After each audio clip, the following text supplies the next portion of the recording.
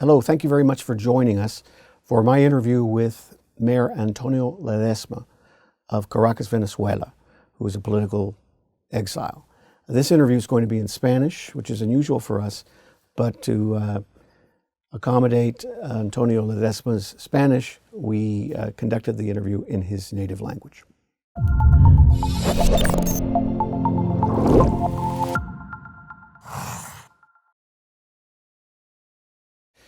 Alcalde Antonio Ledesma de Venezuela, bienvenido a American Enterprise Institute. Gracias por su presencia aquí como un representante del pueblo venezolano que están buscando su libertad para recaptar las oportunidades políticas y económicas que ofrece esa tierra preciosa. ¿Puede explicar para nuestra audiencia su experiencia como un preso político después de 30 años en la política? Preso político y ahora por lo menos un exilio venezolano. Bueno, muchas gracias, Majabor, por la invitación y muchas gracias al Instituto por recibirnos, como usted lo ha dicho, y abrirle las puertas a un venezolano que viene a traer un mensaje de paz y al mismo tiempo una rogatoria de apoyo a la comunidad internacional. Soy uno de los tantos perseguidos por disentir del gobierno venezolano, porque en Venezuela se ha criminalizado la disidencia, se ha judicializado la política y el derecho de opinión para los actuales gobernantes es un delito. Allá hay gente detenida hasta por enviar un mensaje por las redes sociales, por criticar al gobierno en las redes sociales, gente por protestar contra el desabastecimiento de alimentos o de medicinas. Y es un contrasentido que en un país donde se dice que hay democracia existan presos políticos, porque en las democracias no deben existir presos políticos. Y en Venezuela hay más presos políticos que en Cuba, que ya es bastante decir. Impresionante, realmente. Y realmente, generalmente el mundo no sabe mucho sobre la crisis en Venezuela, las raíces de la crisis. La elección de Hugo Chávez en 98, el deterioro de instituciones democráticas, realmente el ataque sistemático por régimen chavista contra las instituciones democráticas y también contra el sector privado, la economía privada de su país. ¿Puede explicar de esa experiencia tan dramática, ser testigo a la destrucción de su país? Bueno, lo que ocurre en Venezuela es consecuencia de la aplicación de esquemas de gobiernos anacrónicos. Las recetas que aplicó Chávez son recetas propias del anacronismo gubernamental, y además relacionadas con el fatídico populismo. Es el maleficio del populismo lo que ha hecho posible arrasar con una tierra prodigiosa, con tantos recursos humanos y económicos y minerales como Venezuela. Otra causa de este desastre es la impunidad. Donde no hay justicia, no hay paz. Y la impunidad la maneja, le sirve al gobierno, porque el gobierno ha controlado los tribunales de justicia de Venezuela. Y donde no se respeta la Constitución, por supuesto que no puede haber progreso. No hay gobernabilidad, porque no hay separación de poderes. Donde no se respeta la libertad de expresión ni la propiedad privada. Donde el presidente de la República y el anterior, Chávez, antes de morir, y ahora Maduro, llegan a cualquier empresa y si se les antoja expropiarla, la expropian. Y autorizan invasiones de predios de agrícolas o ganaderos. Esa es la tragedia que tenemos en Venezuela. Y un país inmensamente rico, el más rico, uno de los más ricos de América Latina, hoy tiene al 85% de su población viviendo en condiciones de pobreza. Esas son las cosas que tenemos que resolver en el país. Sí, es muy importante que el mundo entienda eso, porque no se puede derrotar un régimen con apoyo internacional de redes criminales que están involucrados directamente en el narcotráfico, por ejemplo, que tiene como aliados Rusia y China y Cuba. No se puede derrotar ese tipo de conspiración sin apoyo internacional. ¿Cuál sería su mensaje a los gobernantes del mundo, insistiendo sobre apoyo determinante ahora para asegurar que el pueblo, la voz del pueblo sería escuchado en Venezuela? Que el problema de Venezuela no atañe solamente a los venezolanos, que sufrimos en primera línea los estragos de una narcodictadura, sino que esa narcodictadura es una amenaza para la paz del hemisferio.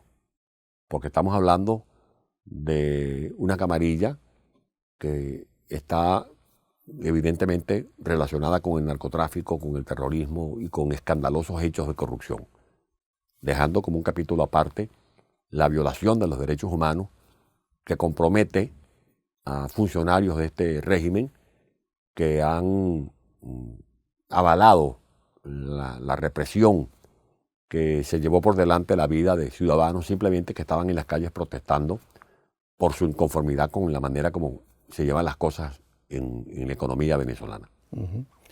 Usted es un cofundador con otros, María Corina Machado, Diego Aria, otros políticos que viven allá en su país, de una plataforma se llama Soy Venezuela. ¿Qué es el propósito de esa organización, la razón que necesita esa nueva voz del pueblo? ¿Y cómo podría apoyar el mundo los esfuerzos que usted está desempeñando allá en Venezuela? Bueno, efectivamente Soy Venezuela es una plataforma que busca propiciar una recomposición de la unidad, porque la unidad es una necesidad, sobre todo en estas circunstancias, en esta coyuntura en la que estamos luchando contra una narcotiranía, que no es cualquier cosa, no es poca cosa. Es un gobierno que ha dilapidado una fortuna, miles de millones de dólares, pero además que controla el monopolio de la violencia, controla las policías, y la Fuerza Armada la ha convertido como en una guardia pretoriana del presidente de turno. Y castiga a quienes informan las cosas de las que debe enterarse el pueblo. Como ya lo he dicho, ha desconocido el principio de derecho de propiedad en Venezuela. O sea, eso necesita del apoyo de la comunidad internacional, porque un gobierno de ese pelaje, de esas características, es una amenaza para el hemisferio. ¿Qué sería su mensaje a los chavistas y también los oficiales de las fuerzas de seguridad en su país? Hay mucha gente que votó por Chávez porque creía en los postulados de Chávez. Y eso ocurre en las democracias, donde hay posibilidad de votar, hay gente que termina votando. Sí, estuve allá en 98. Por alguien que uno oye los discursos de Chávez en el 98 y eran discursos que escondían lo que en la vida real se llevó a cabo, que fue la aplicación de un esquema autoritario, un modelo económico desvencijado, que lo que ha traído es desolación, ruina, quiebra, de algo que asombra al mundo de cómo se puede destruir a un país inmensamente rico como Venezuela.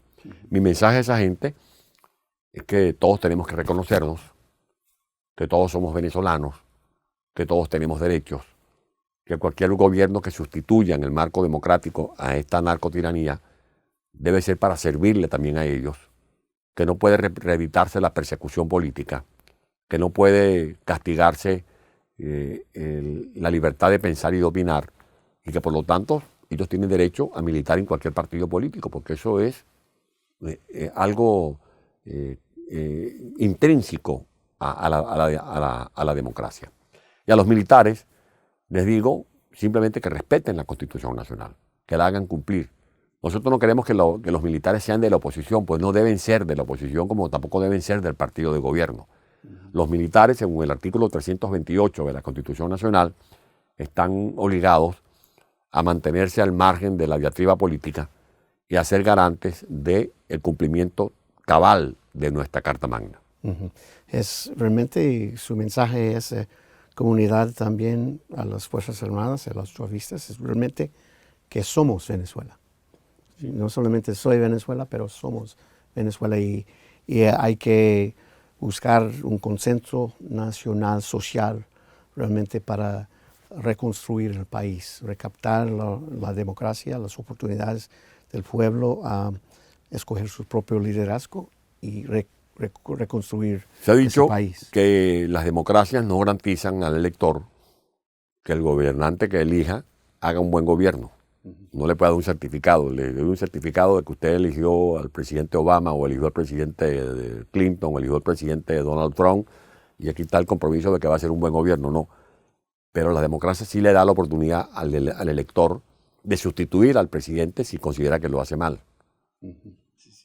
Y en Venezuela, como usted lo ha dicho, es necesario un esfuerzo mancomunado.